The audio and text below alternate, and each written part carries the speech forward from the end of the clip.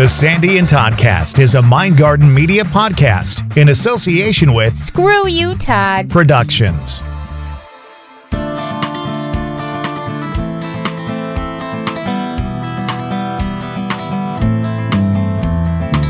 Welcome to Season 2, Episode 4 of the Sandy and Toddcast. This week, we actually go to another country. Yeah, we're going across the pond, Todd, to the UK, and boy, do we have a story for you guys.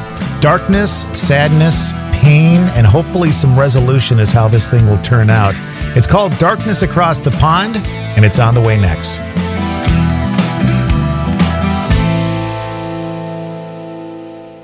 Tarot time. If you're listening to this podcast, the divine messages are definitely for you. Let's combine science and magic, shall we? Root cause analysis, business planning, counseling, and good old-fashioned intuitive tarot readings, so we can improve your near future circumstances by addressing your present scenarios. Please follow me on Facebook, Instagram, Twitter, and TikTok. For more in-depth tarot consultations, please book your readings at positivetarotwisdom.com. Infinite love and blessings for everyone. Broadcasting from two very different yet magical places not found on any map. Get ready to discuss the strange, weird, ghostly, crazy, spooky, and odd things that take place around us each and every day, all while having a little bit of fun. This is the Sandy and Toddcast.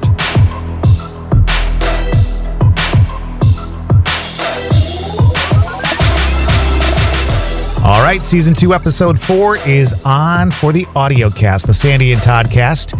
Hey, you.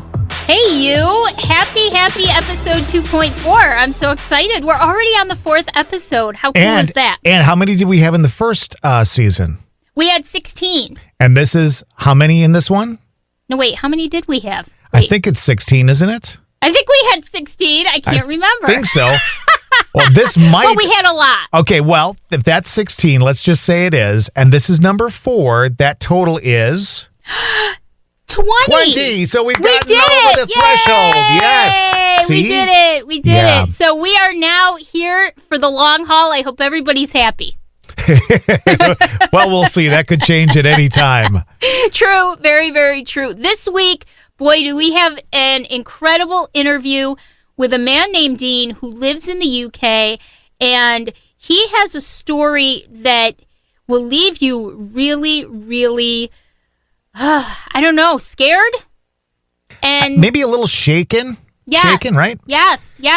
I got to tell you, if you are listening to this right now, you can see a video version of this on our Facebook page, also in our group, Stay Weirdos, the Friends of the Sandy and Toddcast.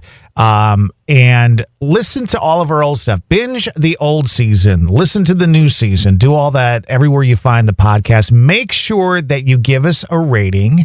Make sure you give us a 5-star rating, and also subscribe. Everywhere you can subscribe, make sure and subscribe, whether it's on YouTube or Facebook or any of the other locations. It's very important because it allows us to let you know when new content is coming out, and allows the better ratings we get, the more people find out about us, the more listeners. And that's really what we want to do.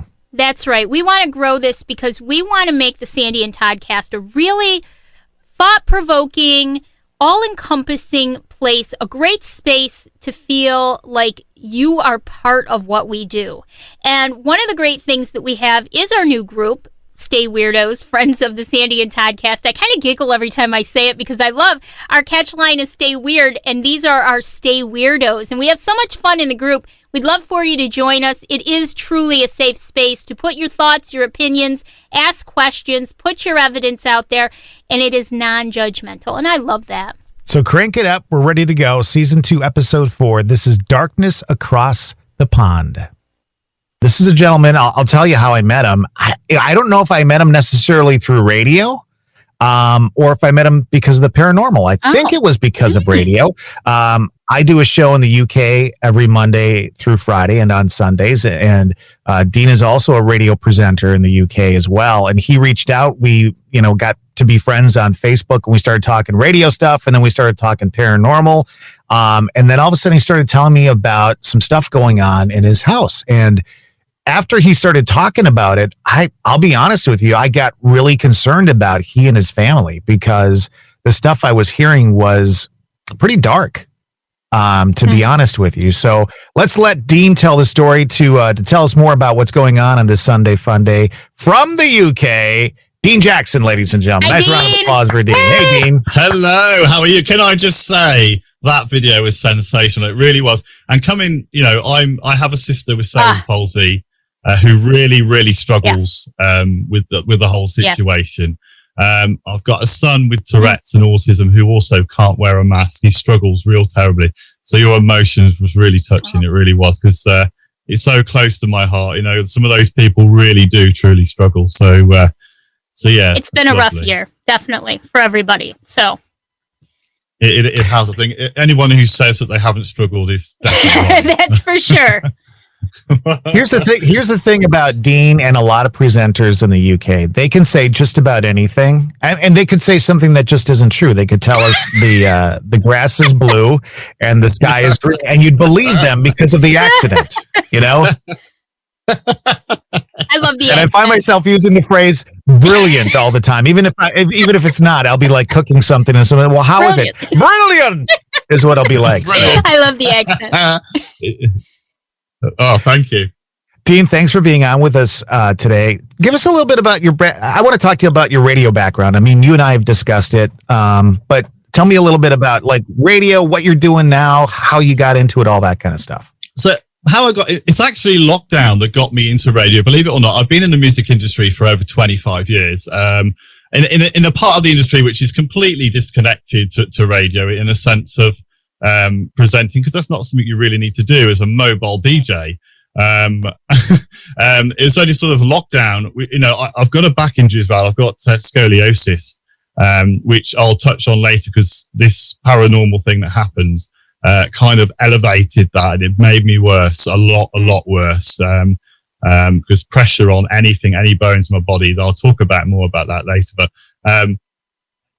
basically, I got into radio through lockdown. So at the start of lockdown, V1, I wanted to search. I had to sell all my equipment because I wasn't able to carry it anymore, because physically I'm disabled, so I'm not able to carry it.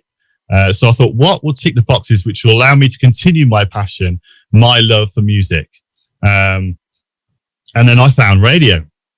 And I thought, I dived on the old internet and thought, what do I need to be a radio host? Where do I need to go? And I didn't know where to start. I thought, what am I going to do? And I got a few good people, lots of lovely people that helped me along the way. I've met a few terrible ones too, but along the way, largely they've been really great. They've been really great, really helpful, and I've learned a lot from a lot of really wonderful people. Todd is one of the guys that's helped me in the last 12 months, and I'm sure I've helped him a lot too. He's been there and believed in my story when others would have gone, "What the hell are you talking about? You must be crazy." But seriously. What was happening here was epic. And then sort of fast forward 12 months from when I first started radio into 2021. I then approached a few stations, and I got on a first FM station up in Birmingham here in the UK. Then quickly in KWQQ 102.6 FM down in the southern part of the US. That was a little community FM station. They're lovely guy there who runs it. And then it kind of wasn't for me because we were playing music that was sort of 50s, 60s. I'm more of a CHR type format presenter. I've kind of fallen into that role. So we parted company nicely. I have the option to go back should I wish. But I kind of wanted to sort of devote my time more to CHR. That's the format I enjoy doing. So I thought, it has to be something we enjoy, doesn't it? Because if you don't do it and you don't enjoy something, there's not much point in doing it because you don't put a lot of effort into it. There's no charisma. There's nothing. So I wanted to give something back, because obviously, as part of my disability, I suffer terrible with depression as well. Which was elevated by this dark presence, and I wanted to find something that would make me feel happy again. And CHR just did that for me. And I really, and that's where I met Todd. I started listening to my local CHR station, and I heard this wonderful voice on air. It sounded so great, so warming, so welcoming. You know, a real depth to his voice, which is not something I've heard of on British radio before. So I thought, who is that? And then I heard him say, "I'm Todd Michaels," you know, and and I thought, wow, this is just amazing. I love the accent.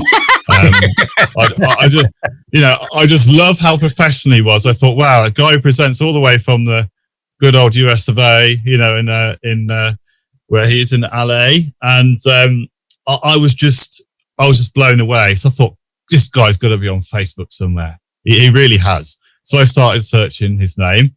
And I got in contact with this random Todd Michaels. He said, "I have no idea what you're talking about." I thought there can't be that too many Todd Michaels. I did a Google search, and I actually did a image search on Todd's picture that was on his profile on this said website, and then I found that his Facebook profile that we'd uploaded the same or similar photo to.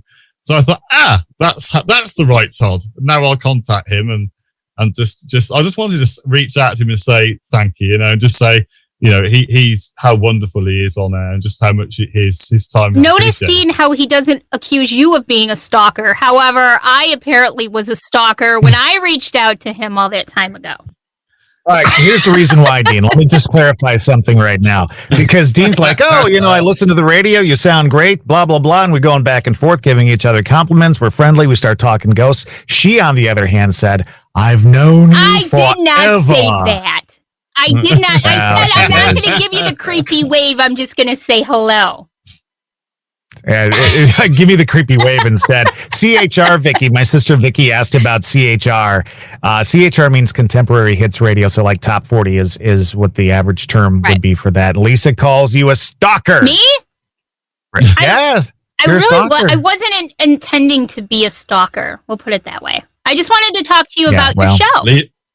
I didn't even know you were on the air. Lisa says we're all stalkers. Yeah, you're all everybody's stalker. Lisa's a stalker too, in so many different ways. So let me take control of this. So let's talk about your house. Now you live. What city do you live in? So I live in Worcestershire. Oh, you do? Okay, yep. In a little town called Malvern. Malvern, okay.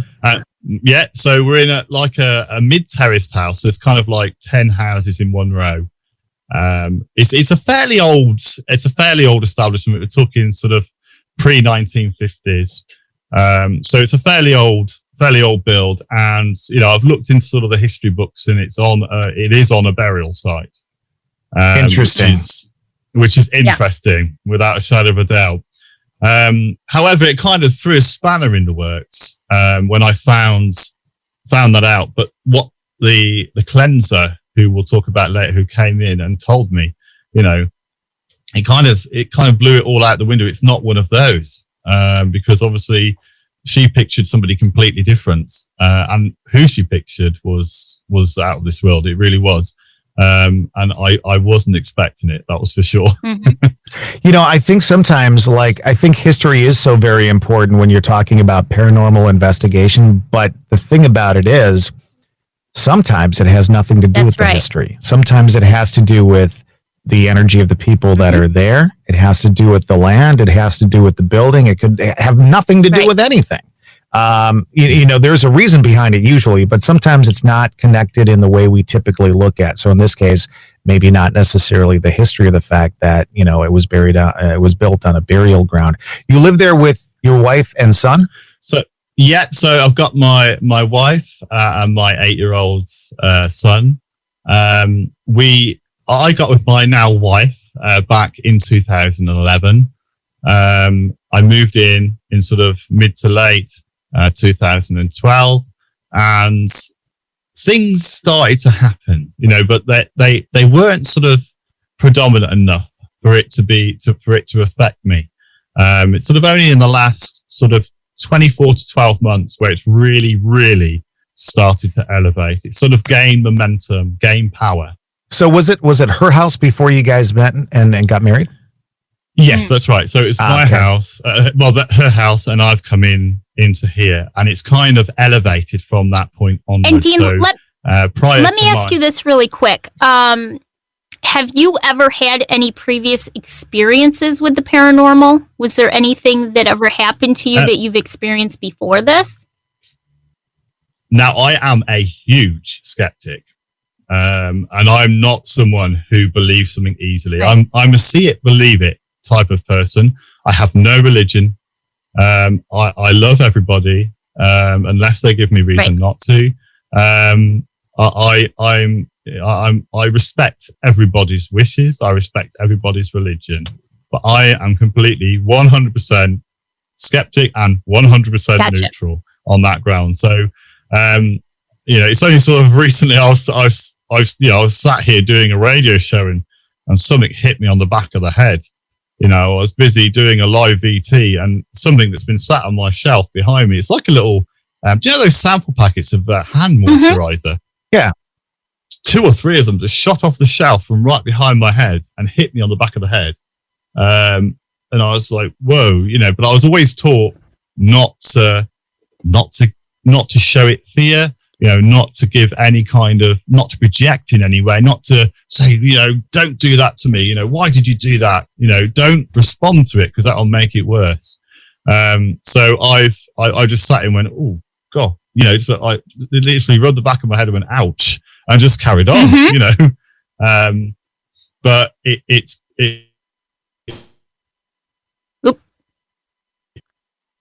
He burped out a little bit. I'm going to ask him when we get him back, when we get his audio back online. I want to ask him if his wife had experienced anything before he moved in. Yeah, that's a good question too. Because I think that's kind of an interesting thing. I was not aware, and he may have told me, and you know how bad my memory is.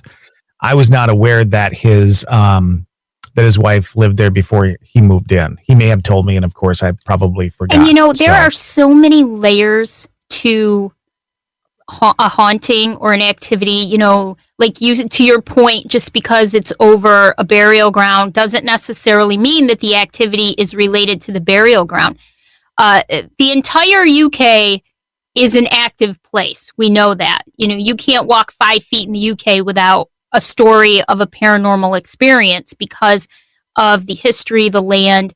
And then again, to your point, it could have nothing at all to do with any of that and just come in. It could come in. So it's such a multi-layered problem when you run into stuff like this, especially in a place like the UK. I'm just going to ask, Dean, are you there? All right, looks like we may have just lost him. I'm just going to blip him out here so that he can come back into the studio when he comes back in. One of the stories that he told me, and we may have him retell the story as well, but in his bedroom, in the corner, was this dark entity. And it was, I guess you would call it a shadow. Here he comes. He's coming back in right now, so I'll let him tell the story. Hey, Dean, you there? I'm here. All right. There we go. Sounds good. I guess we lost you for a second there. A question that I wanted to ask you right before we lost you was, so did your wife have any experiences in the house before you got married and moved in? Well, I've asked her this, and she's only ever heard sort of scratches, which is what we've learned now, indicative of demonic activity.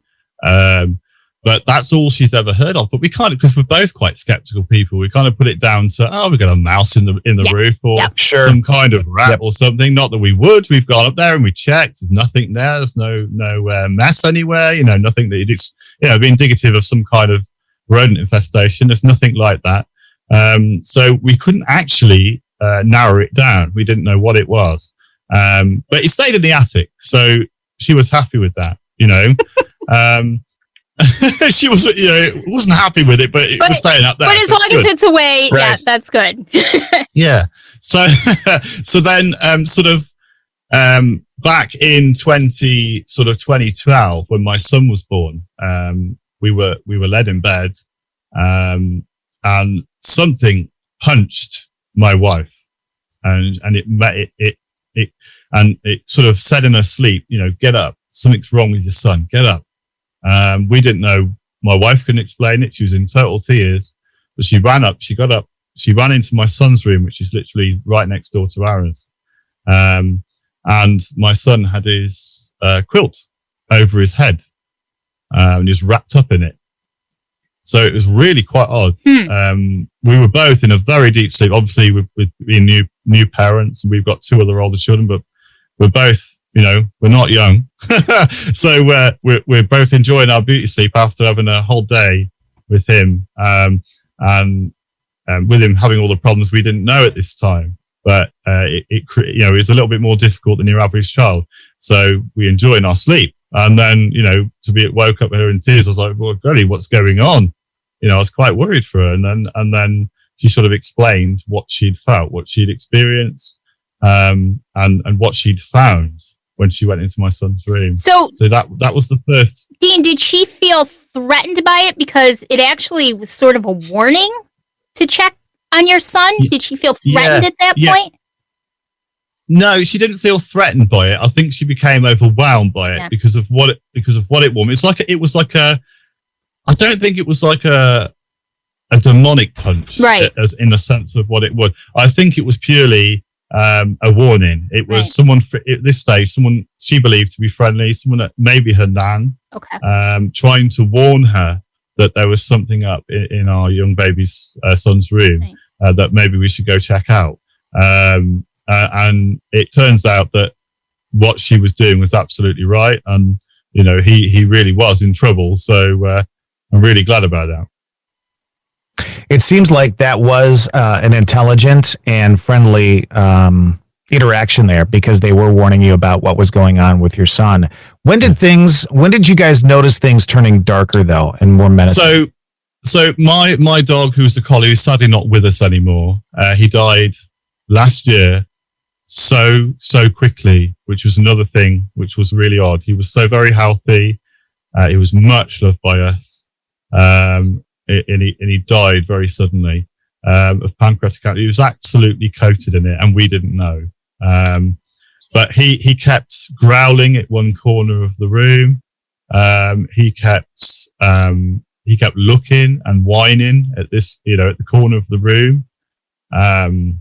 He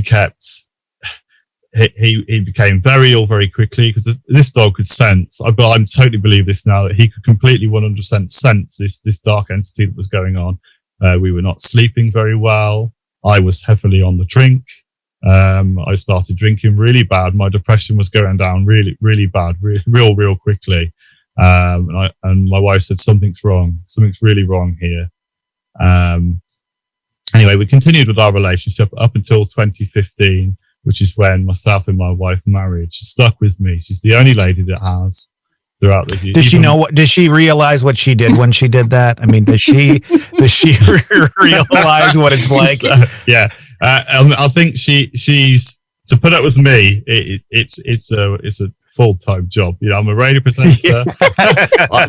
My love for music is completely and utterly, 100%. Todd knows just how much how much hours he puts in, a load more than me, but just how much love and effort I put into my shows each and every day. And my wife has seen I've cut the drink. I'm a lot happier.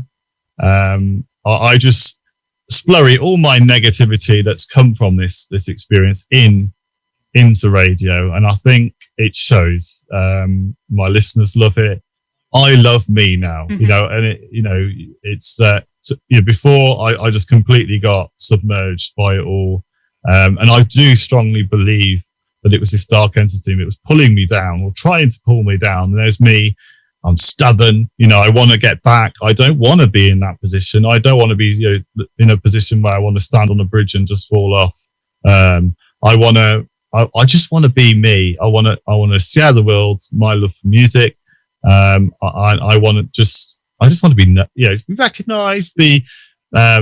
Just if I get out there and do something good, I've made somebody's day. Yeah. That's payment for me. It really, really is. And I get listeners all the time saying, "Oh my God, Harvey's amazing. Harvey's amazing." I do sit there and go, about me? What about me? You know, but that's your son, right? Yeah, but if you've got, like Todd said, if you've got a cute dog or you've got a really cute kid, you know, I've got my show is 3 hours long on a Sunday. I'll spend sitting here 2.5 hours on my own doing the show. And I go, is Harvey coming on today? You know, is he on? What time's he coming? You know, they're all waiting for him. It's crazy. But that's me trying to give something back. Radio's given me such a lot.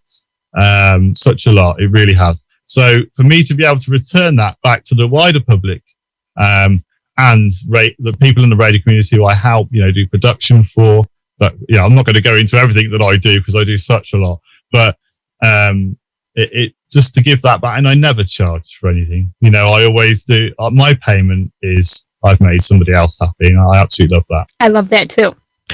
Well, I will say this, and Dean and I have not known each other like very long, several months maybe, but Dean is always, I always feel like I'm such a nasty person because you know me, Sandy, in that when I'm upset about something, I can be rather ugly about it and get depressed and all that. And like Eric Ferdinand Backlit, who we have on the program a lot and who does our Tarot Tuesdays and stuff like that, just positive. It's all light and love and all that. And Dean's that kind of guy. Like if I'm in a bad mood, all I need to think about is what this guy's been through, his health, his son, dealing with this entity and all that kind of stuff, dealing with, you know, the lockdown and what that did for his mental health and all that kind of stuff. And then here he is, all, you know, light and love. And I'm sitting here going, where is he? You know, I'm over here being Mr. I'm Mr. Grumpy telling the kids to get out of my yard because I don't want them playing soccer next to my trees or something like that. Wow, you beautiful souls. I'm so excited to have this platform where I can share my gifts, the things that I do, what we need to do as a collective energy to really step into soul's path. Reiki and healing and alignment. Oh my goodness, these are all so very important in what we do. I have a daily podcast that I do. You can find me on Spotify and Anchor for your daily vibes, your energies as a collective unit, right? You can also find me on my Facebook page where I really go more in depth with it, but you can find me at Mystic Karma by Victoria. Let's talk a little bit more about, so you had this presence. It was in your bedroom, right? That's right. Yeah. So it was on my wife's side of the bed. So it was closest, sort of, if we could sort of describe, so you've got like the bed against the wall, which is opposed to the opposite neighbor's bedroom wall. So it's kind of opposites the houses in their design. So you've got the door at the foot of the bed, and then our headboard is at the back. And then as you walk, as sort of we're in the room, the window is off to my wife's left, and I'm off to her right. So it's in her side of the bed next to the window, right up in the corner. We didn't actually know where it was. I mean, the dog obviously indicated to us where he thought it might be. And it turns out with the medium that came round, that's where the entity was. Was that where the cold spot in the house was as well? Yeah, so it was always very cold. And I'm well known for nicking the covers, you know, in bed with the wife. Just completely sausage rolling them, as she says, and completely nick them all. You know that you've got the hers and his blankets, you know, where the his is normally very small and hers is very large. No, it's the opposite way around with me because I've got so used to the room being so cold. I've just sausage rolling these duvets, and they're like 13.5 tog. They're huge.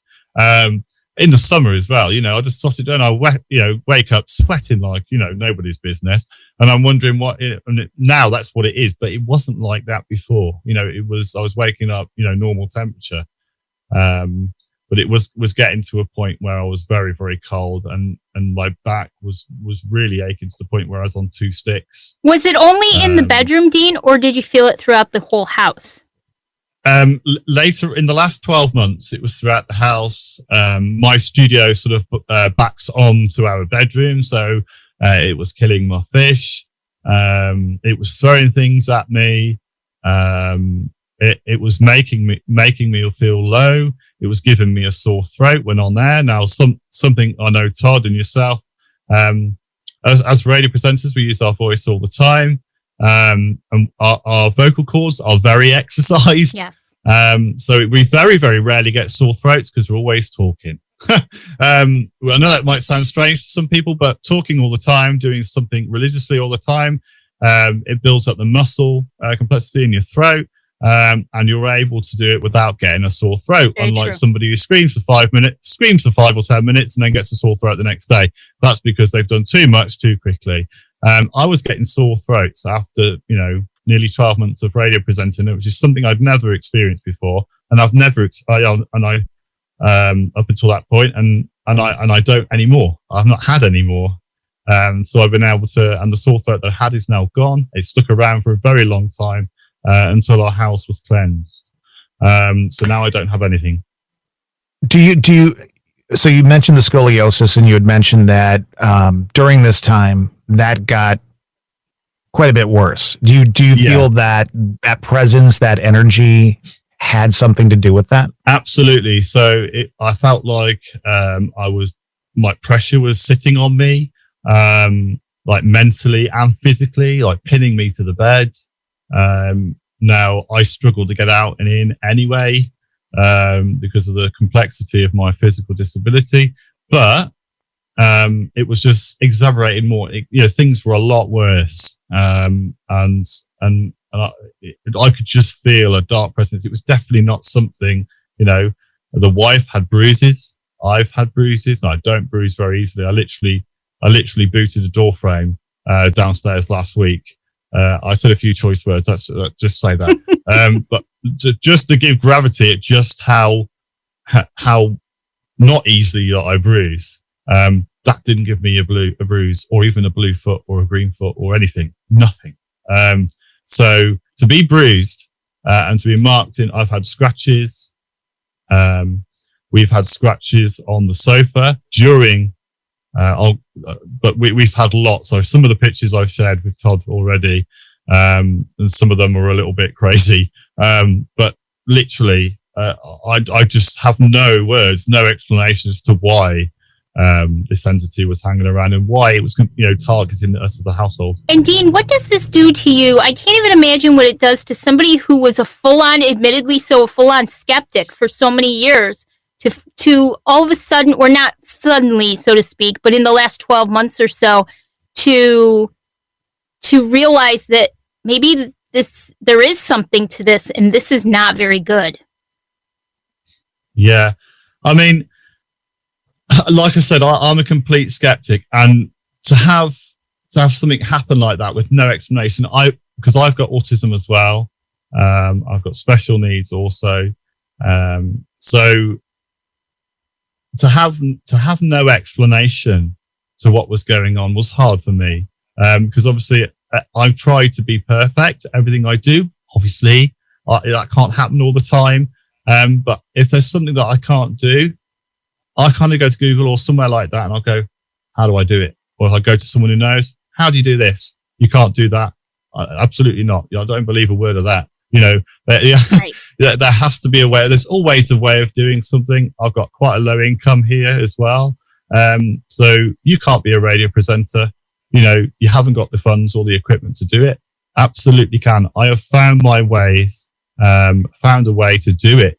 Without expense, because I've got a DBX now, and pieces of other bits of equipment that I've afforded to do over time, but up until very recently, I wasn't using that. Everything was freeware. So I found a way of doing things. So that for me not to be able to find out why something like this is happening to me was quite, I was quite unnerved by that. I can imagine. I can't find anyone that can tell me what was going on up until very recently, and to give me answers to and having watched a lot of paranormal, because we're skeptics, having watched a lot of these paranormal activity films and shows and stuff, both here and over in the US.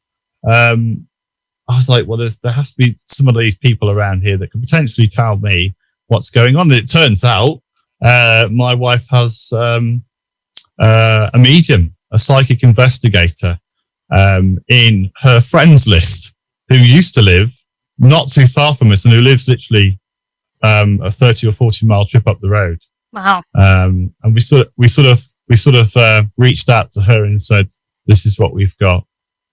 This is the problem we have." After speaking with Todd, he says, "You really need to get your home cleansed." And I'm glad you did. I was extremely worried. In the last probably 3 months of my life, I've come into contact with people somewhat like Dean who have been in situations where it's like all you want for them is to finally have some safety and some closure on all this stuff. So you have this psychic medium come through. Yeah. What's the story? What does this person find? Like, what was the walk like? Take us through the whole thing. Yeah. So we contacted her. The last time we spoke, said you told me I really needed to get the house cleansed. So I thought, oh my goodness, this sounds really dark, really bad. So I thought, right, I'm going to do it. Literally, I'm going to do it. I'm going to contact, and I said to my wife, because she's a huge skeptic, and trying to convince my wife to do anything is like getting blood out of the stove. So I said I had to convince her that this was a good idea. This would be a good idea. And do you know what? It didn't take much convincing at all. She turned to me and she said, I agree with you. Something's not right. She was ready to. Yeah. She was ready to. I just don't think she quite know how to approach it and what to do next. And I think she just said yes. Yes. There's no no's. It's yes. Let's do it. So I asked my wife, obviously it's her friend. I said, could you contact Arlene and just say, give a sort of a generic sort of summary of what's going on here, and see if she can offer some kind of remote assistance or help with some description that would help put an end to this, or at least explain some of the things that are going on. And we explained what's going on. She said that this is not something I can take on remotely. This has to be something that I have to come to, because this doesn't sound like a run-of-the-mill energy. This is some maybe darker energy than what you're expecting. Right. So that's when I can come X, Y days later. It turned out to be about a week.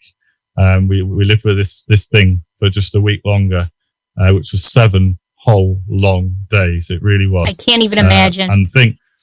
And the psychic medium said things that they're very that they're mind readers. They know I'm coming.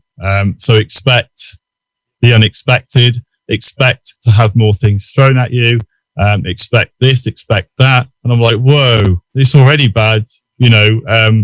I really can't afford for it to get any worse. And I was literally sleeping with one eye open. It was crazy.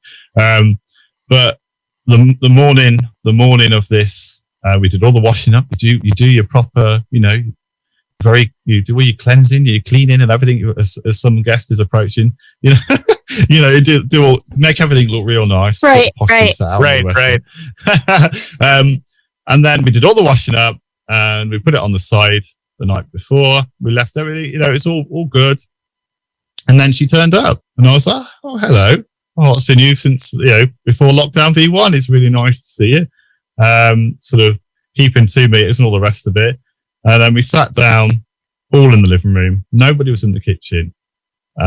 Next thing, this almighty bang, and then smash. And I was like, what is that? And the psychic medium turned up alongside me, and she said, is that the best you can do? I'm not going to be scared that easily. You've got to do a lot more than that to scare me. So basically, my wife went to investigate what had gone on in the kitchen. All the doors in the kitchen, all open. All the cupboard doors, all of them open. And then the glass, all pushed off onto the floor. Everything shattered everywhere. Wow. So I was like, oh. I was like, okay. So it's angry that you're here then. I gotta take it. It must be, because there's just no explanation for that. We've washed up hundreds, not thousands of times the same way. And we've never, ever had to bother about that. That's never happened. Right. Oh, you get the odd cup that falls off, but never to that extremity. I'm telling you right now, I had been in a cab going someplace else right then and there. I wouldn't even stick around for the cleansing. I'd be like, goodbye, the place is for sale. See you later. Well, I actually, I said to because obviously Arlene was not looking for payment. We're a friend. She's a friend of ours. But I wanted to show my gratitude, my love and care for her, and her, and show her how appreciated she is of what she's doing for us. So I made an excuse. I was like, I'm off to the supermarket, love. I'm out of here. And I came back with this big tree, and she was going around spreading salt everywhere and dinging the bell, doing her thing. She come back to us after and said, so who's the guy in the vest, in the white vest? He's got no shirt on underneath. He's got a hairy chest, white vest, grey hair. I was like, who is that? I don't know anybody with a white vest and a hairy chest, and the only person with a hairy chest is me, with hair and all the rest, with no hair, grey hair and stuff like that. I'm like, no, it's definitely not me. I've not got grey hair yet. So we basically gone up to a funeral and come back, and we got these photo albums from my wife's grandfather, who sadly passed, who she was projecting for, and we were rooting through these pictures, and we saw a picture in there of a man in a white vest, hairy chest, and grey hair. Wow. And it was her granddad. So I shared that photo with her over Messenger, and I said, is this the man you saw? She said, oh my goodness me. She said, that is the exact person I saw. That's the man I saw. He just came downstairs because he followed her down the stairs. The entity followed her because it was trapped in the bedroom. And it followed, and I said it wasn't nasty in any way. There was obviously two entities. There was him and this other entity. He was just trying to be a guide for her, just to look over her.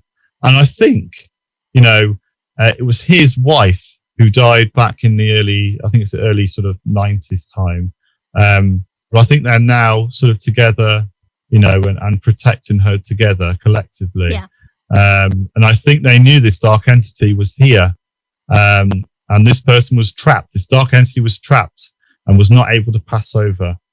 And I think that's why her gran and her now granddad, who sadly passed away a few weeks ago, was also with her, trying to protect her from this other entity.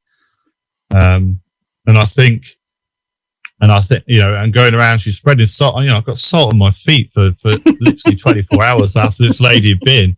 I got open cut on my little toe, and this thing was just stinging like Moses. It really was. But I was determined to follow her guidance. Do exactly to the T everything she said. And I've never been one for Ouija boards or spirit boxes. Because obviously, if they're not used right or used professionally, it's incredibly dangerous. Let's face it, spirit boxes are just as dangerous as Ouija boards, as they're just a digital version of a Ouija board. So it's just something I was never prepared to use. I knew something was wrong, but I wasn't prepared to ask it who or why or what. I'm not going to get it to spell it out to me. I'm not professional, so I'm not even going to dabble in it.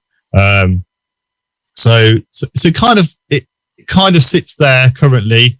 And after she left that evening, I looked over. We went out on the school run, come back, and I looked down at the sofa, and there was this huge, 3 scratches all the way down one of the arms of the chairs in the living room. And I sent that picture to her, and she said, "Yeah, that dark entity did follow me, and it was angry, so it's obviously scratched down the sofa while I was cleansing that room." And it was just awful. Just to see that, and nobody had scratched the sofa. Nobody had been anywhere near it. So obviously kids scratch, don't they? Kids do things, but he was at school. Right. Right. And not in that way. Yeah, so I was, and he wouldn't do it in that way where it would really mark the sofas like it did. Right. So yeah, that's kind of where we were at there. But since then, things have calmed down. My wife now sleeps with a crystal that Todd may be able to show you in shot. One of those. Which one is that, Todd? Black tourmaline? Yep. Black tourmaline. Very good. So she's got a black tourmaline necklace and bracelet that she now wears, and she wears it to bed. And she feels a lot more secure with that there. She feels she can sleep better. I'm no longer severely struggling to get out of bed. I don't feel the pressure. I don't get out. Like I say, my sore throat is gone. I've now got my last 4 remaining fish that have not died. I'm not having packets of moisturizer thrown at my head. That's always nice. It's a bonus. So I can actually do my radio shows in peace now, which is brilliant. Well, I'm glad it turned out well for you. I'm glad that she was able to kind of move this thing on. Does she feel like she said it followed her?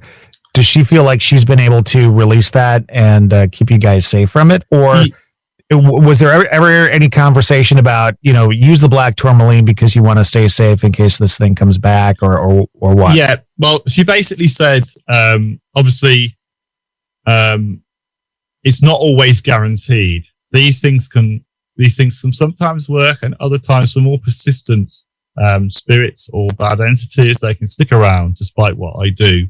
And she advised us this one was quite a strong one, and she felt that she was able to remove it.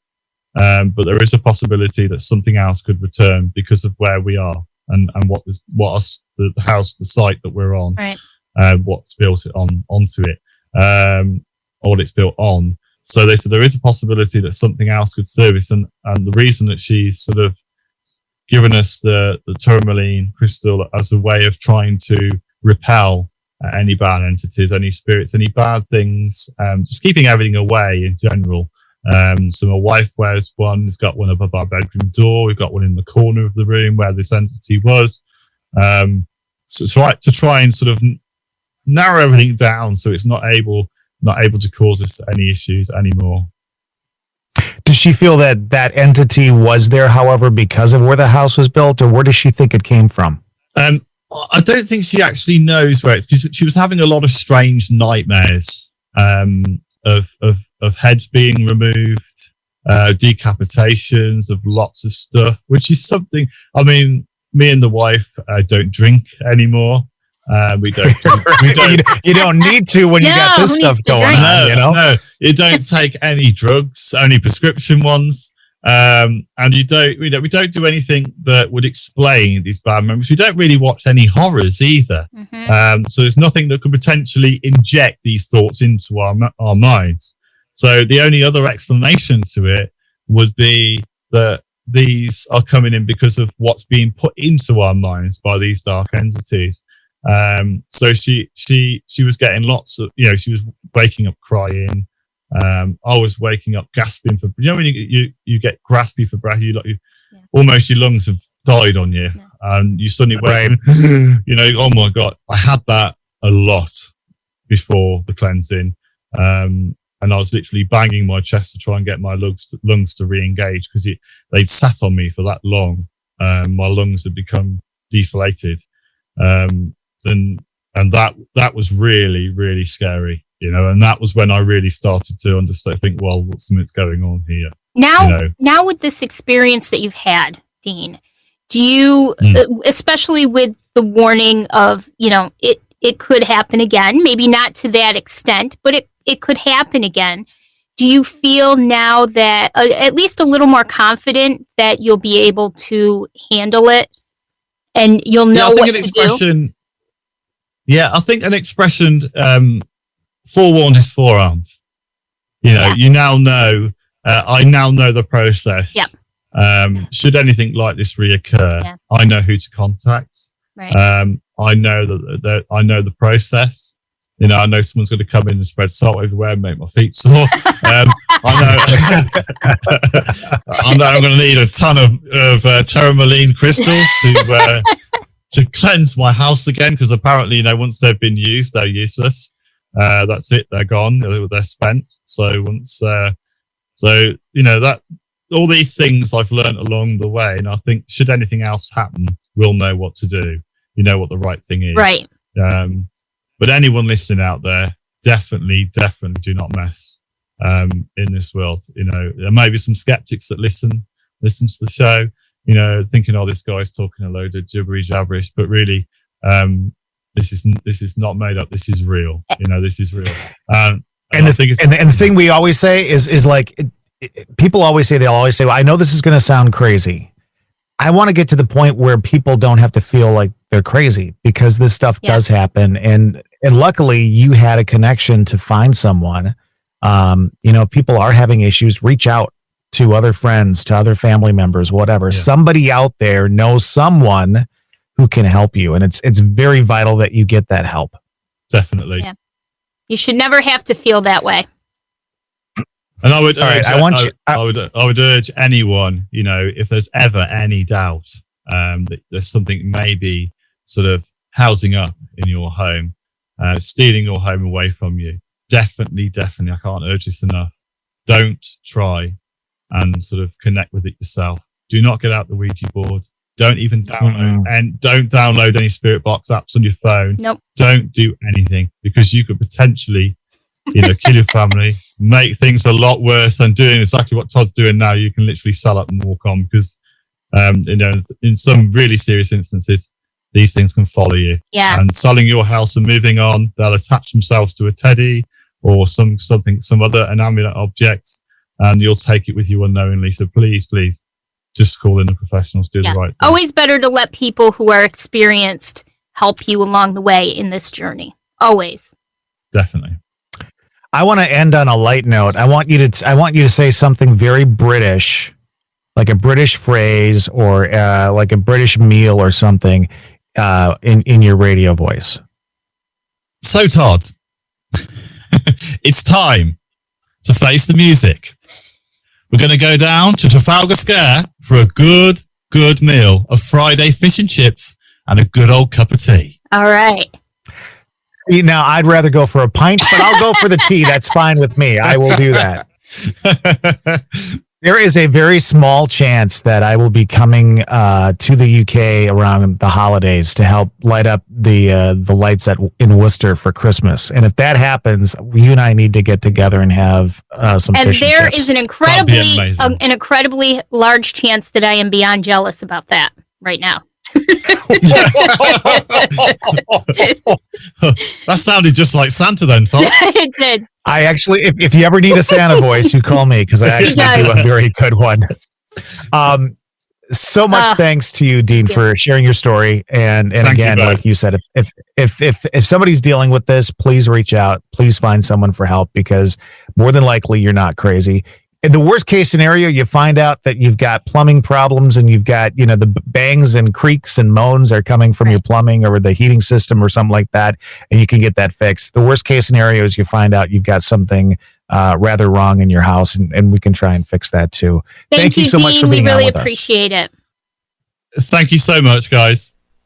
Well, there you go. Wrapping up season 2, episode 4, Darkness Across the Pond.